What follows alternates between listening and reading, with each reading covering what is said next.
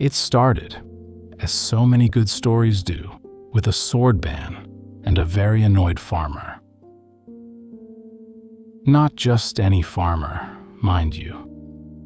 This one had recently watched an entire clan of smug samurai march into his village, confiscate every bladed object sharper than a butter knife, and declare, with profound gravitas, that he was now perfectly safe.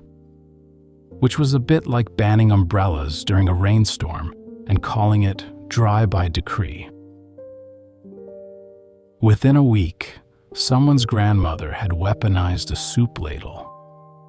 2 fishermen were practicing roundhouse kicks in the moonlight. And a local carpenter had started whispering rumors of a punch so fast it could slice kelp. Things were getting creative. And somewhere on the island of Okinawa, as the last of the swords were carted away in a ceremonious rattle of polished steel, something quietly extraordinary began to bloom. A martial art without weapons, forged in secrecy, trained in shadows, and sharpened by rice-fueled indignation. This is the kind of story you didn't know you needed, the moment history stopped making sense and started ladles. Welcome to Sleepy Journeys, a gentle drift through the strangest corners of the past, designed to soothe your mind and quietly blow it at the same time. I'm Jack, your mildly unhinged narrator for the evening, part storyteller, part time traveler, entirely unqualified to operate a musket.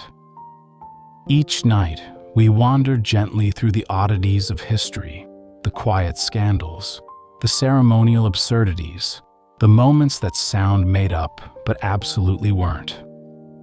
So pull the covers high, let the candles flicker low, and allow the past to stumble in, half-dressed and slightly confused, just like the rest of us. And just before we fully drift off, if you're enjoying Sleepy Journeys, go ahead and tap follow or subscribe on whatever platform you're joining me on. That way, you won't miss any of our upcoming sleepy adventures. And let us know in the comments where in the world you're listening from and what time it is there. It's always fascinating to see who's joining us. Tonight's journey takes us to Okinawa in the early 17th century, a tropical string of islands where the tea is always strong, the sunsets are long, and the martial arts are, well, improvisational. This was a place where foreign invaders tried to disarm the population entirely. No swords, no bows, no spears, and absolutely no dramatics. Which, of course, guaranteed plenty of dramatics. Because when you outlaw swords on an island of quietly stubborn warriors, you don't get peace, you get poetry written in punches. So tonight, we'll slip quietly through torchlit villages and bamboo groves. We'll duck into secret dojos. We'll watch a farmer spin a rake like a nunchaku. And we'll meet the quiet rebels who turned empty hands into an art form, graceful, dangerous, and full of unexpected kindness. From the silent katas of candlelit courtyards, to the sweeping kicks practiced beside fishing boats, to the soup ladle that struck fear into the hearts of colonial bureaucrats. This is the story of how karate got weird. In the spring of 1609, Okinawa woke up to find itself politely invaded.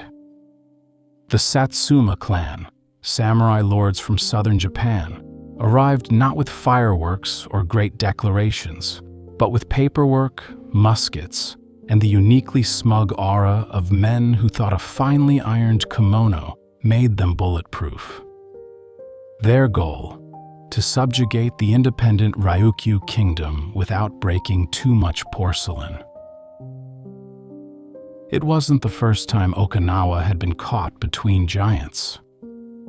For centuries, these islands had been the Switzerland of the East, a peaceful archipelago, small but shrewd, known for its exquisite pottery, excellent sea trade, and almost pathological avoidance of war.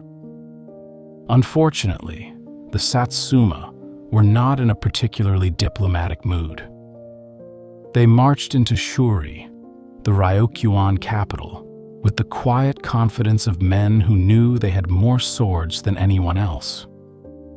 And almost immediately, they issued the kind of decree that could only come from a ruling class that had too many scrolls and not enough hobbies. All weapons, of every kind, were to be surrendered. Immediately. Now, when the Satsuma said weapons, they weren't being poetic.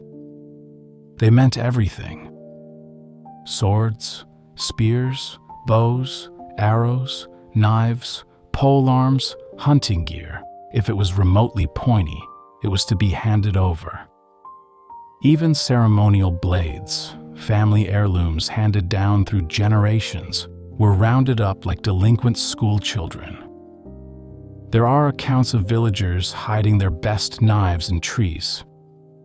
Others buried them under koi ponds. A few, in acts of culinary protest, simply sharpened fish bones and dared anyone to call them armed. But the Satsuma didn't just confiscate. They documented. The confiscation was logged, categorized, and, in many cases, sealed under threat of death. The goal wasn't just to collect swords. It was to unmake the idea of resistance.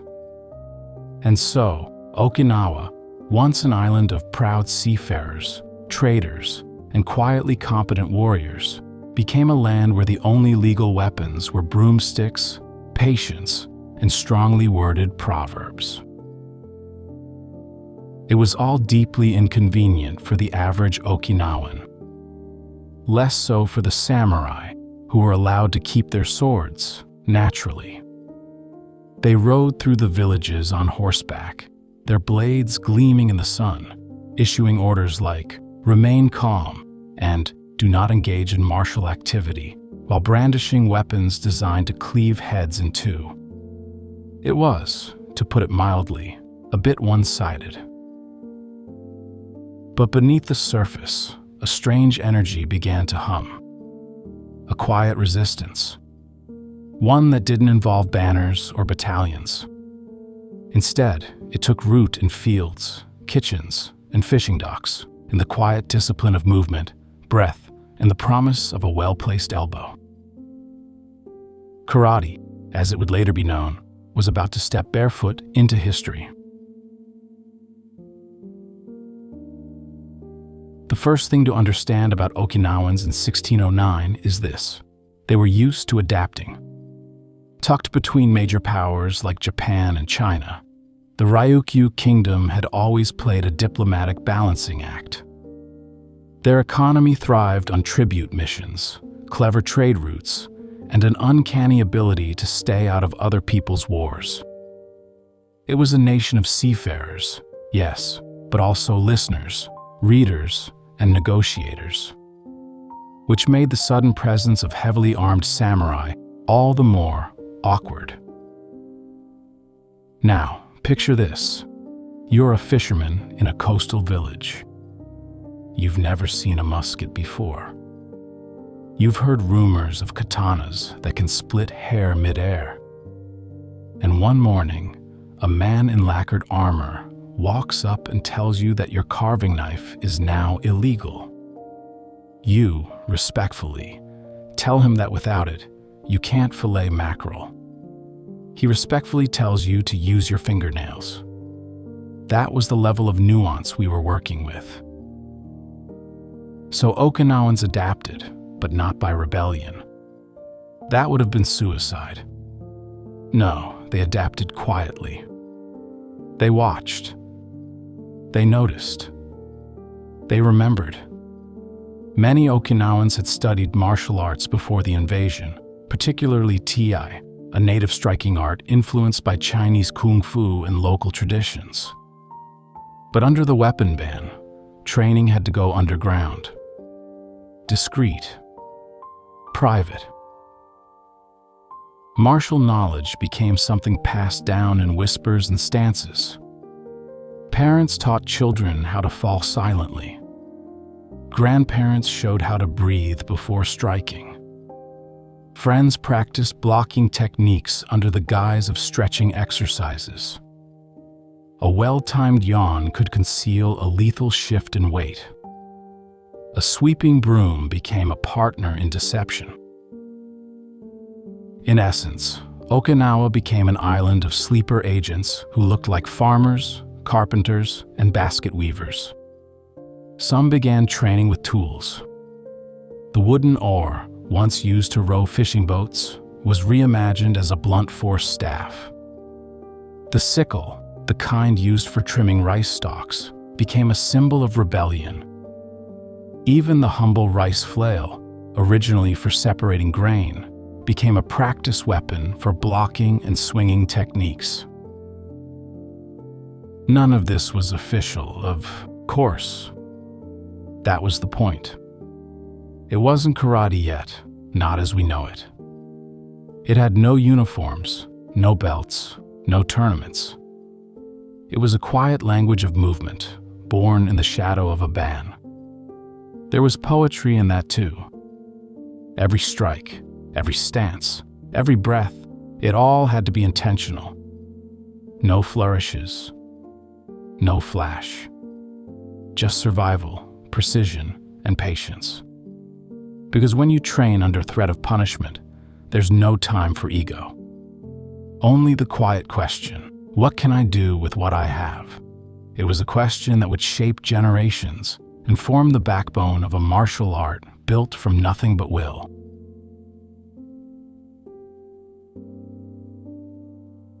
By the time the third winter passed under Satsuma rule, a curious stillness had settled over Okinawa. Outwardly, life resumed its rhythm. Markets bustled, rice steamed, and fishermen mended nets under swaying lanterns. The samurai were content. After all, no one seemed to be resisting. The villagers were compliant, the streets were quiet, and the only things sharper than the vegetables were the glares. But underneath that calm, something simmered. The art of tea, long practiced in daylight, had slipped quietly into shadow. It became a twilight ritual, learned in secret, passed on through candlelit rooms and soft-spoken instruction. Children watched their elders move slowly across tatami mats, mimicking the fluid strikes with the kind of focus usually reserved for fireflies or dumplings. Nothing about it looked aggressive. That was the genius. Stances were practiced under the guise of balance games. Hand strikes were framed as clapping drills. A spinning kick might be hidden in a dance meant for harvest festivals. If you watched closely, you might see a child perform a bow that subtly transitioned into a perfect defensive block, all while smiling politely at passing officials. In this world, everything was double-layered. The oar became the bow, a staff of reach and rhythm. The short sickle became the kame, its curve reimagined as a redirecting blade. Even the wooden horse yoke evolved into the tonfa, gripped at the handle and spun with the elegance of a dragonfly in a wind tunnel. The weapons weren't hidden, they were rebranded. After all, who would suspect rebellion from a man carrying an oar? Some say there were entire villages where every adult knew a kata, and every child could block a strike before they could recite a poem. These were places where martial practice was so intertwined with daily life that it didn't need a name.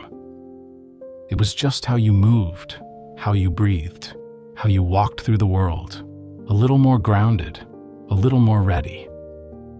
And always barefoot. That was important. Footwork was everything. There are whispered legends, perhaps apocryphal, but deliciously persistent, of women who trained with cast iron teapots, of farmers who sharpened their reflexes by catching flies between chopsticks, and of an innkeeper who could disarm a man using only a wooden ladle and a well-timed glare. Whether true or embellished, these stories speak to the spirit of Okinawa during this era, calm on the surface, coiled underneath. Karate, or rather, its precursor, was no longer just a system of strikes. It had become a culture of concealment, a physical language spoken through broom handles and bent knees, written in quiet rooms and remembered by heart. And it was waiting, patiently, for the moment it could step back into the light. If there was one tool that defined Okinawa's martial transformation, it was the humble bow. Long, straight, and about 6 feet of pure, "I'm just a guy with a stick." The bow was originally a simple wooden pole used to carry buckets across the shoulders. Not exactly the stuff of legends. But in the hands of a trained practitioner, it became a blur of spins, sweeps, jabs, and the occasional thwack to the skull that left onlookers questioning their life choices. The brilliance of the bow was its plausible deniability. It wasn't a sword. It wasn't a blade. It was just a stick, the kind you might use to knock a persimmon out of a tree. And that made it perfect. But the bow didn't act alone. It had siblings, a whole family of deceptively domestic weapons, each born from necessity and polished by imagination. Take the kime, for example, a short, curved sickle with farming in its DNA and rebellion in its grip. Originally used to harvest crops, the kime was repurposed to hook, trap, and slash with unsettling efficiency. Two in tandem could create a dizzying whirlwind of motion, equal parts ballet and panic attack. Or the nunchaku, those twin sticks joined by rope or chain, immortalized centuries later by Bruce Lee and party-going turtles. Their origin, likely a rice flail, used to separate grain from chaff. In combat, they became a blur of momentum and danger, the martial equivalent of spinning kitchen utensils with murderous intent. Then there was the tonfa, perhaps the most underappreciated member of the crew. Originally the handle of a millstone, it evolved into a baton-like weapon gripped along the side, allowing for rapid strikes, blocks, and rotations. When wielded correctly, the tonfa turned the user's arms into living metronomes of punishment. And of course, there were the improvised tools. Frying pans, walking canes, even fishing poles. In Okinawa, if you could lift it, you could learn to fight with it. There are accounts, again, possibly exaggerated, of entire kata developed around rowing techniques, allowing a fisherman to strike 3 directions while staying seated. Multitasking was a survival strategy. This was martial arts reimagined by necessity, not with swords, but with what was left behind. Training with these tools required not just creativity, but commitment. You couldn't just dabble in bojutsu, the art of the staff. You had to memorize angles, master footwork, and understand the flow of energy, all while pretending you were still just sweeping the porch. To outsiders, it looked like nothing. To the trained eye, it was a symphony of stored violence. And underneath it all was that same question again. What can I do with what I have? The answer increasingly was quite a lot. Especially if what you had was a beanpole and a deeply suppressed grudge. By now, karate was no longer just a secret, it was an attitude. It had evolved from simple survival into something richer, subtler, and strangely elegant. If you looked closely and quietly, you'd see it in the way an old man set down a teacup, the way a young woman turned her shoulders as she stepped around a cart. In every movement, there was balance. In every pause, potential energy.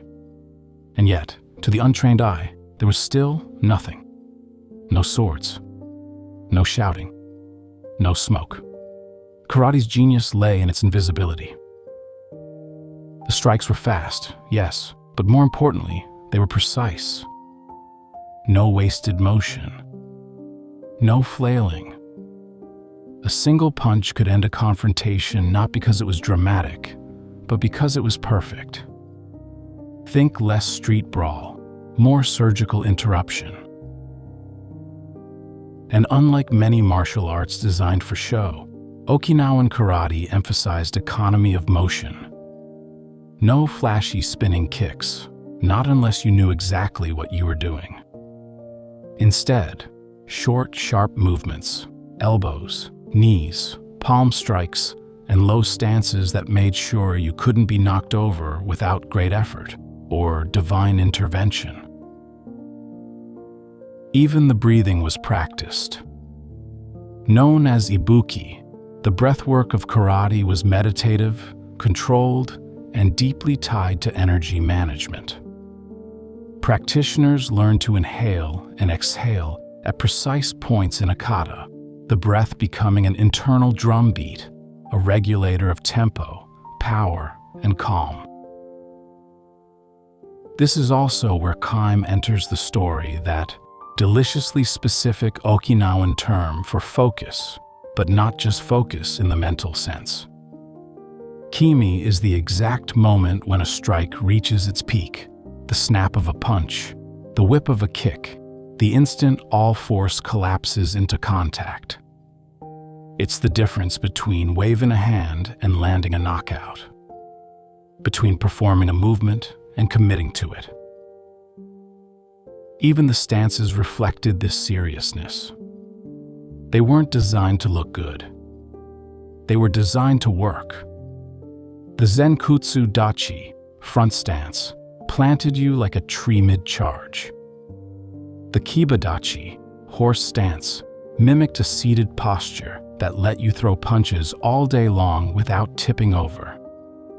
The Sanchin Dachi, perhaps the most esoteric, locked your muscles into a trembling, ironclad shape while your teacher shouted affirmations and occasionally poked you in the kidneys. All of this built toward a strange paradox: violence without aggression. Karate wasn't about domination. It was about control over your opponent, yes, but more importantly, over yourself. Because if your enemy was already afraid, the best thing you could do was show them that you weren't. By the 18th century, karate had matured, not just as a fighting system, but as a philosophy. This wasn't the martial arts of drunken taverns and street showdowns. It had become something quieter, deeper, a form of self-development disguised as a series of violent equations.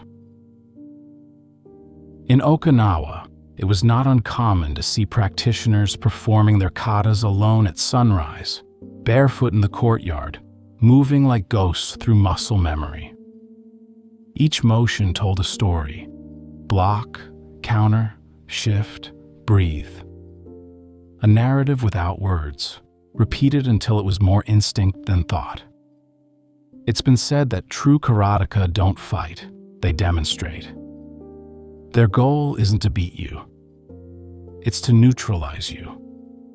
A punch isn't thrown in anger. It's offered like a statement. Here's the boundary. Please don't cross it. Much of this outlook was shaped by Chinese influence.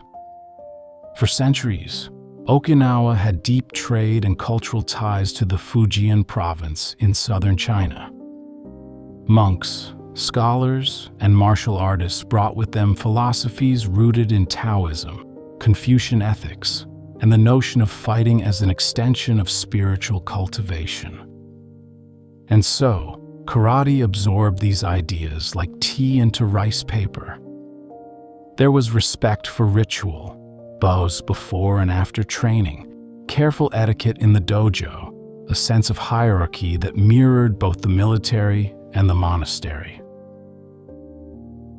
But there was also something more ephemeral, a belief that the act of practicing karate was just as important as ever using it.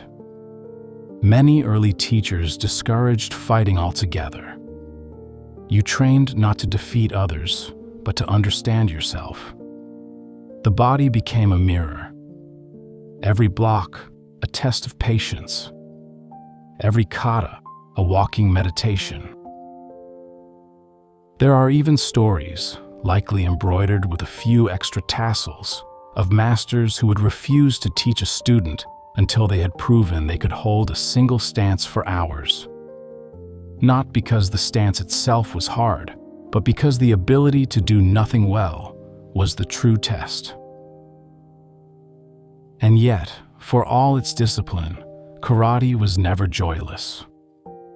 There was laughter too. Training partners who whacked each other with broomsticks and bowed after. Children who learned to balance on one leg until their uncles pushed them over. A community that understood that stillness could be fun if approached with curiosity. Karate, by this point, wasn't just a secret. It was a way of life. A way to walk through the world barefoot, but unafraid. To know where you stood, even when the swords were gone. To punch, yes, but only as a final sentence after 1,000 unspoken thoughts.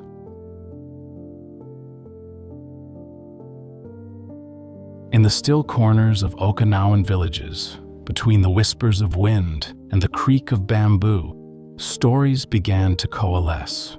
Not legends exactly, but lived myths. Stories of quiet men who could disable a samurai with a broom handle, of teachers who trained students beneath the floorboards of inns, and of warriors who never raised their voices but always knew where to place their feet. These were the first karate masters, though they would have scoffed at the title. To them, it was simply practice, careful repetition, day after day, until the body forgot how to move improperly. Perhaps the most famous among them was Matsumura Sokan, a bodyguard to the Ryukyuan kings, and a man rumored to have once parried a spear with a paper fan.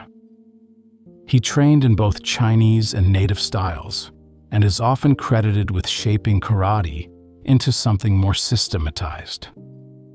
He moved with the serenity of someone who had no need to shout. There's a delicious tale, possibly embroidered with poetic liberties, in which Matsumura, faced with a drunken challenger at a festival, refused to fight. The man lunged. Matsumura stepped aside. The man lunged again.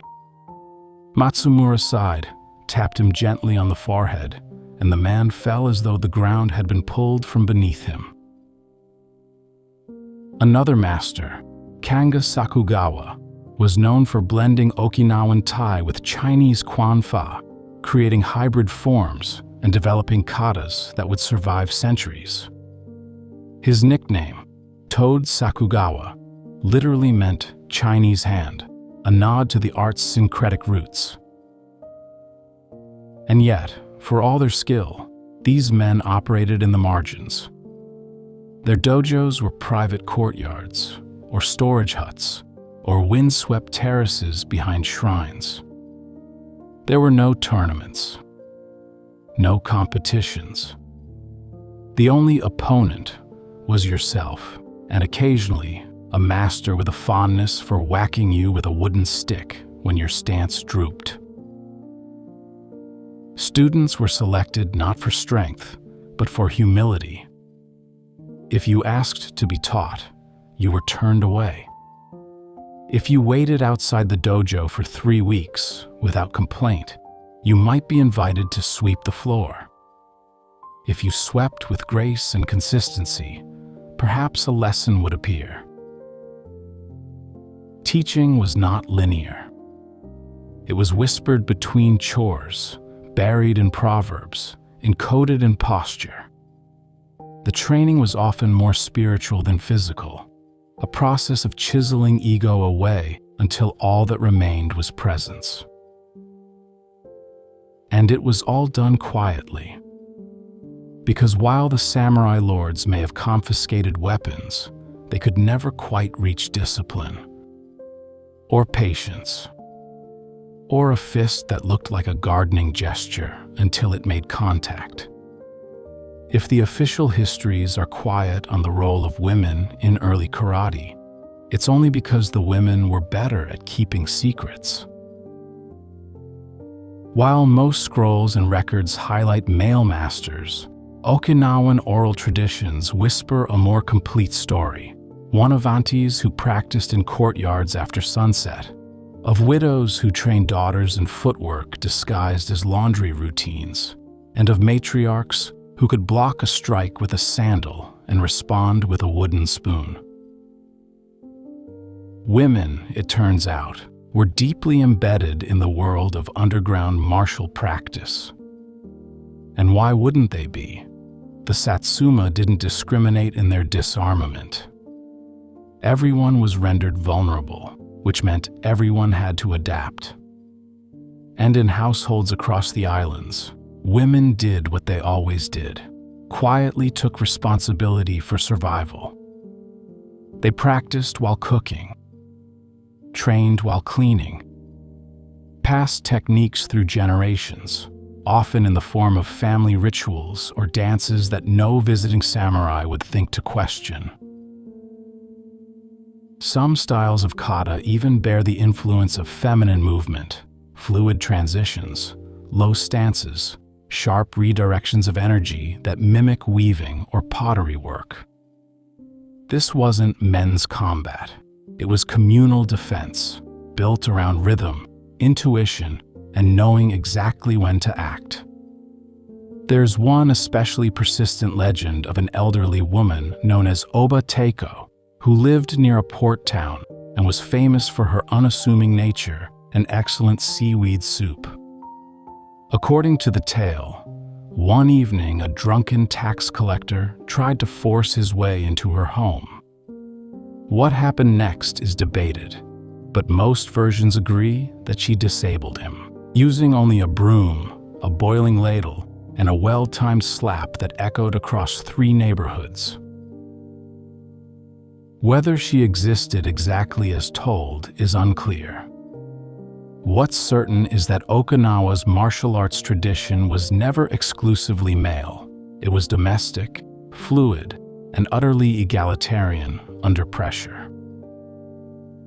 Women were not just participants, they were preservers. They remembered the old forms. They embedded them into lullabies. They encoded strikes and clapping games. And in times when men were watched more closely, it was often the women who trained, not because they were allowed, but because they were underestimated. This quiet resistance forms the emotional spine of early karate, the art of appearing harmless while being perfectly prepared. Not a performance, not a provocation, just presence, precision, and a soup ladle that doubles as a defensive implement. Centuries later, Okinawan dojos still honor this legacy, though not always explicitly. But listen closely, and you'll hear it, in the shuffle of soft slippers on tatami mats, in the angle of an old woman's stance, and in the unspoken rule, everyone trains. Especially the ones you least expect. Karate was never meant to be famous. It was built in the shadows, whispered between generations, practiced in courtyards and kitchens. But history, like a bored talent scout, has a way of dragging the quiet things into the spotlight, And in the 20th century, karate found itself discovered. It began with the Americans. Following World War II, Okinawa became a strategic military hub. U.S. bases popped up across the islands, and with them came thousands of young soldiers, many of whom were restless, homesick, and deeply interested in learning how to punch with style. What they found was karate. To be clear, it wasn't handed to them. Okinawan masters were understandably wary of foreigners, especially ones wearing combat boots and asking too many questions. But over time, through respectful persistence and cultural exchange, a few American servicemen were accepted as students. They trained hard, and when they went home, they brought the art with them. Dojos appeared across the U.S., in strip malls and basements and YMCA gyms. The art spread quickly, exotic, disciplined, and conveniently free of swords. But something strange happened in translation. What had begun as a spiritual, introspective practice slowly began to morph. The West, with its flair for drama and thirst for visible triumph, reframed karate as a sport, a spectacle, and eventually, a movie trope. By the 1960s and 70s, karate was no longer a quiet discipline. It was cinematic thunder. Films like Enter the Dragon, The Octagon, and a cascade of Bruce Lee imitators stormed the box office. Martial arts became shorthand for exotic danger, mystical wisdom, and the ability to win any fight while shirtless and glistening.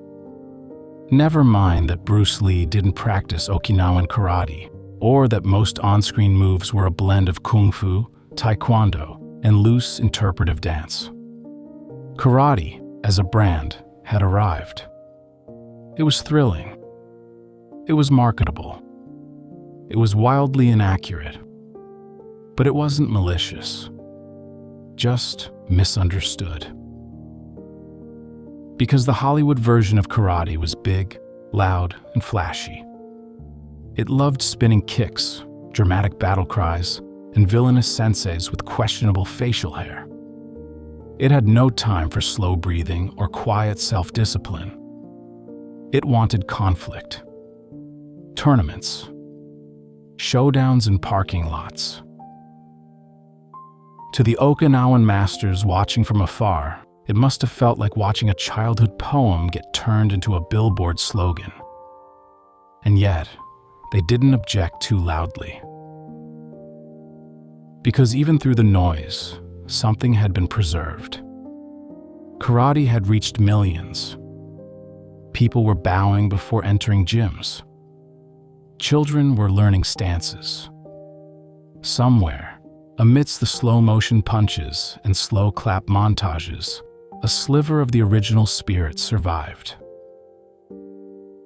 Not in the choreography, but in the ritual.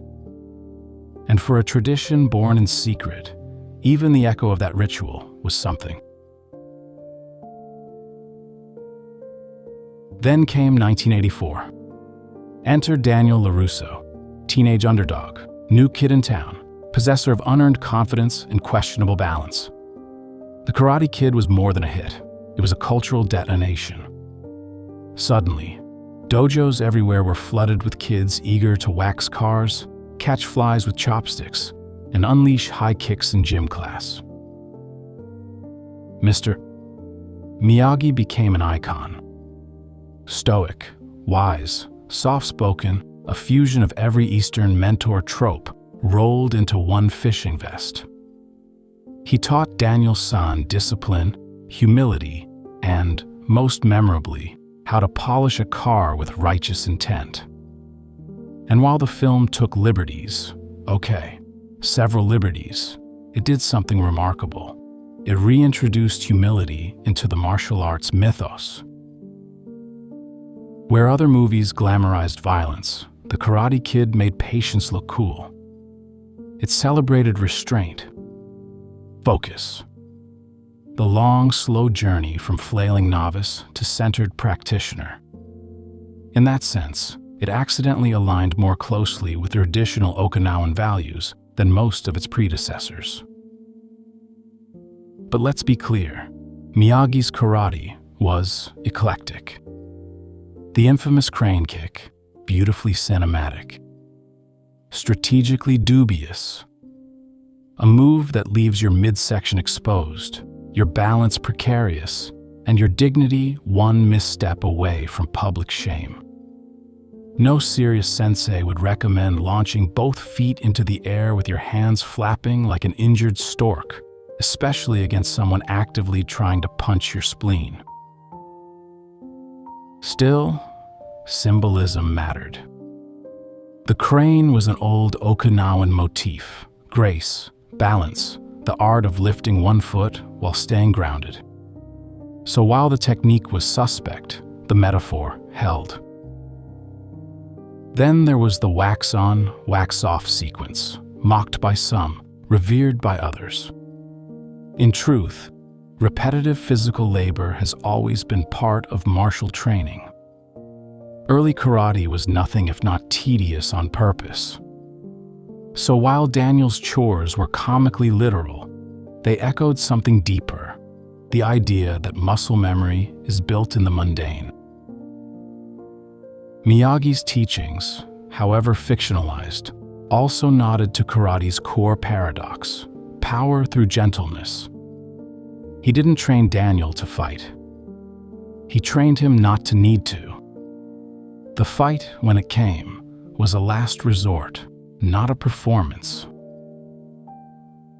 And while tournament rules, teen melodrama, and Hollywood revenge arcs often bent the narrative towards spectacle, the soul of the film, the quiet parts, retained an honesty that resonated with practitioners.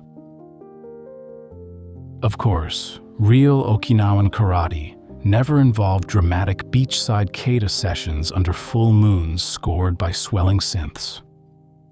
And no amount of car waxing will substitute for proper stance training. But in the end, the Karate Kid did what cinema rarely manages. It made stillness interesting. And for an art born from absence, of weapons, of power, of recognition, that was no small thing.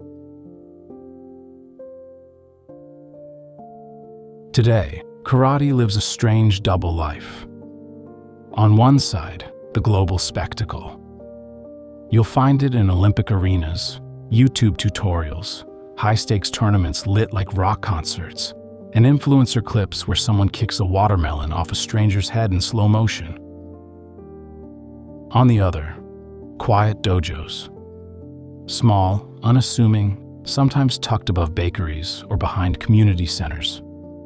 No neon lights. Just soft mats, bamboo accents, and the sound of bare feet padding in time. This tension between performance and practice defines modern karate. The sportified version emphasizes points, speed, and crisp technique under a stopwatch. It's elegant, yes. Precise. But also fragmented. The flow of kata has been chopped into camera-ready chunks. Kumite, the sparring component, is often reduced to a game of tag played with fists. Judges score you on your snap, your form, your dramatic kiai, that vocal shout that can sometimes feel less like a spirit roar and more like a competitive sneeze. There's value here. Discipline. Athleticism. A global platform. But traditionalists sometimes look at modern karate and see something else, a beautiful bonsai that's forgotten its forest. Because in its original form, karate wasn't about winning. It wasn't even about fighting. It was about preservation of self, of balance, of spirit.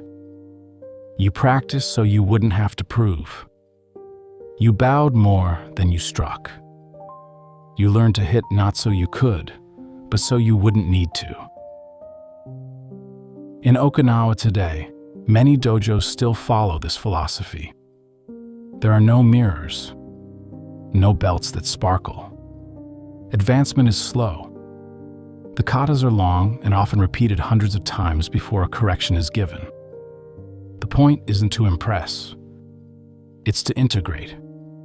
Movement becomes memory. Breath becomes rhythm. The training doesn't prepare you for a fight. It prepares you to never panic when the unexpected arrives. And it's not just physical. Traditional instructors still teach reigi, the etiquette of karate. How to bow. How to step into a dojo. How to treat others. In some schools, students must clean the floor with a cloth before training, not because it's dirty, but because humility is how you enter. Yes, modern karate has its fireworks. But in these quieter corners, away from the flashbulbs, the art persists. Whole, unrushed, sincere. A swordless form of self-knowing, still whispering through each stance. If you travel to Okinawa now, you'll find beaches, pine trees, late afternoon breezes that smell faintly of citrus and seaweed. It's warm, slow, and welcoming, a place that feels like it's permanently exhaling. And somewhere, usually just out of sight, you'll hear the rhythmic patter of feet. The dojos here aren't flashy. Many are family-run. Wooden floors, open walls, a single drum hanging from the ceiling. You'll find old masters in faded jai uniforms and young students learning to bow properly before they even learn to strike. Training often begins at sunrise. The air is cooler then, crisper. Practitioners gather barefoot, the mats dewed with ocean moisture, their movements silhouetted against a sleepy sky. They warm up in silence, stretch, breathe, and then, slowly, deliberately, they move. There's no scoreboard, no trophies, just kata, again and again. Some dojos train beside the sea, where the wind carries each kiai out over the waves like a gull's cry. Others use old community halls, their floorboards worn from generations of repetition. In one village, there's a legend of a tree that leans ever so slightly, not from wind, but from decades of students practicing their strikes against its trunk. Local festivals sometimes include demonstrations, not of sparring, but of form. Young students in coordinated lines performing traditional katas like saizan and nai-hanchi, each movement a ripple through time. There's pride here, but it's quiet, anchored. Many Okinawans see karate not as an extracurricular, but as a birthright, a cultural rhythm, a way to carry the past through the present with dignity. In schools, it's often taught not as sport, but as citizenship. Not to win, but to center. And in the evenings, when the island glows with lantern light and the cicadas begin their murmured applause, you might catch a final glimpse of a lone practitioner, an old woman in slippers, performing slow, graceful strikes in her garden. Not for show, not for self-defense, but because her body remembers. And because long ago, her grandmother taught her how to balance on one foot while watching the sun set over a kingdom that learned to fight without swords. So now, we exhale. We return to the island, quiet again, but never quite the same.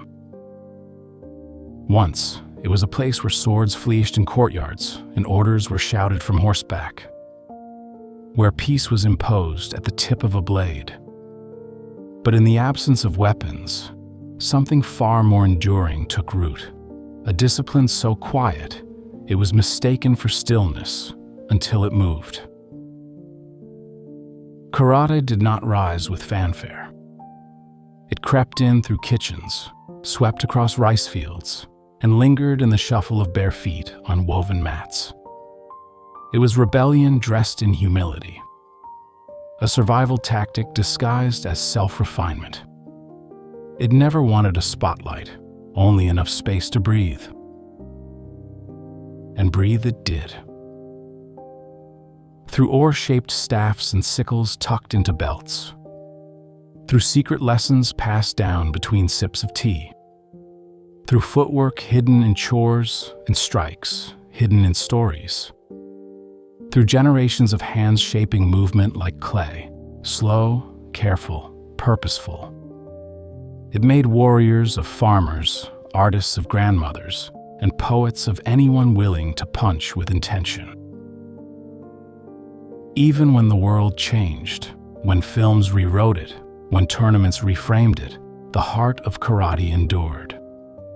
Not as combat, but as choreography of calm. A language that asks, what will you do, not when you are threatened, but when you are needed? Tonight, we've wandered through those old dojos and courtyard gardens. We've seen the soup ladles and broomsticks turn to instruments of quiet strength. We've watched as silence shaped muscle and absence gave birth to art. And perhaps now, in this moment of rest, you can feel a little of that stillness too. Not because you've learned a kata, but because you've journeyed through one. So let your body soften. Let the breath settle. Picture again the grandmother, barefoot at sunset, moving with slow precision as the ocean hums behind her. She doesn't speak. She doesn't shout. She just moves, like water remembering the path it carved. And somewhere in that movement, there's peace. Thank you for joining me on tonight's journey. I hope it brought you a little peace, a little wonder, and a little closer to rest. Until next time, sweet dreams.